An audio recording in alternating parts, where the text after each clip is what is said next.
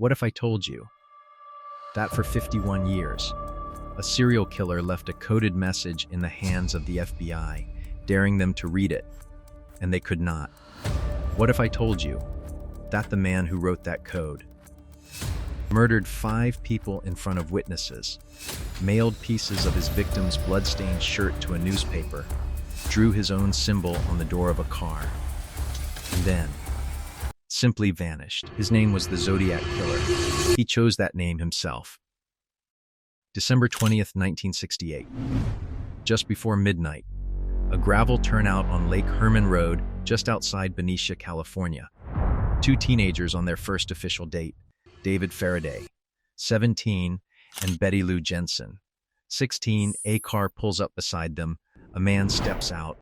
He shoots David Faraday in the head through the passenger door. Betty Lou runs. He shoots her 5 times in the back as she runs into the darkness. 7 months later, July 4th, 1969, just past midnight, Blue Rock Springs Park in Vallejo. Darlene Farron, 22, and Michael Mageau, 19, parked in their car. A man walks up to the window with a flashlight. He fires through the glass. Darlene dies at the hospital. Michael survives. 40 minutes later, the killer calls the Vallejo Police Department from a payphone. He calmly tells the dispatcher that he just committed the murder, and the murders from December. Then he hangs up and introduces himself to the world. 3 weeks later, 3 Bay Area newspapers receive identical letters. Each contains 1/3 of a coded message. 408 mysterious symbols. The killer demands they print his cipher, or he will go on a killing spree. He signs the letters with a circle bisected by a cross, a crosshair, a gun sight. 8 days later, a high school teacher named Donald Hardin and his wife Betty Hardin sit at their kitchen table in Salinas, California, and crack the code. The decrypted message reads, "I like killing people because it is so much fun. It is more fun than killing wild game in the forest. Because man is the most dangerous animal of all." The killer signs his next letter with 3 new words. This is the Zodiac speaking. On September 27th, 1969, he attacks again, Lake Berryessa in Napa County. This time, he arrives in a black executioner-style hood with clip-on sunglasses and a 3x3-inch white crosshair painted on his chest. He stabs 2 college students, Brian Hartnell and Cecilia Shepard. He walks calmly back to their car, and with a black marker, he draws his symbol on the door.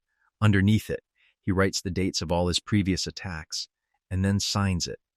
September 27, 1969, 6:30 p.m. by knife.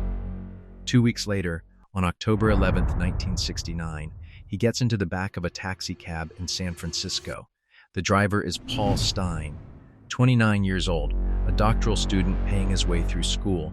The Zodiac shoots him in the head, then carefully tears off a piece of Stine's blood-stained shirt and mails it to the San Francisco Chronicle with a new threat.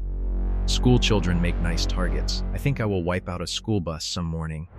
For weeks, armed police officers rode every school bus in the Bay Area. In 1970, he sent a Halloween card to Chronicle reporter Paul Avery. It said, "Peekaboo, you are doomed." Then, in 1974, the letters stopped. Police questioned a suspect named Arthur Lee Allen. He was a convicted child molester, a Vallejo school teacher. He owned the same boots the killer wore, the same gun, the same knife, but fingerprints and handwriting did not match. The case went cold. Then on December 5th, 2020, 3 men in 3 different countries, David Oranchak in Virginia, Sam Blake in Australia, and Jarl van Eyck in Belgium, finally cracked the second cipher, the 340 symbol code that had taunted the FBI for half a century. The message read, "I hope you are having lots of fun in trying to catch me." That was 57 years ago. He has never been identified. He may still be alive, and somewhere in California, there is a man who knows that every newspaper headline, Every documentary, every police file is afraid of him.